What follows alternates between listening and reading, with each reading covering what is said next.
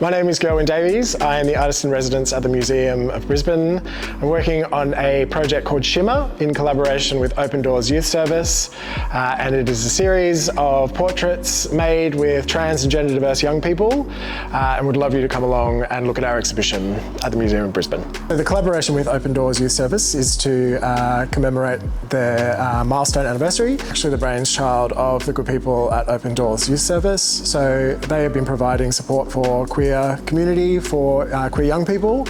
And so this project specifically, we're working with trans and gender diverse young people who engage with Open Doors.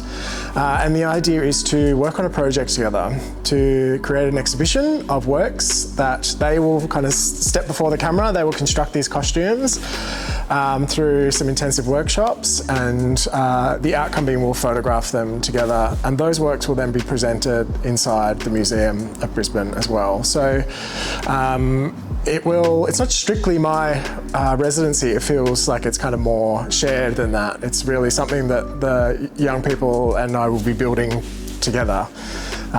So that is exciting and terrifying in equal measures.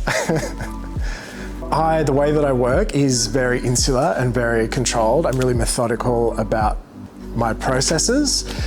And so for me personally, this is a really nice opportunity to break out of that rhythm. And I think that's, part of the reason why it's exciting and terrifying is that I'm kind of losing a bit of control in the process. So for me personally, it's a really nice process to kind of break that pattern and to see what new things come out of that. The work that I make is about kind of queer representation. It's about the powers and the pleasures of kind of transforming the self, transforming the figure into these really kind of elaborate, colourful, manifestations.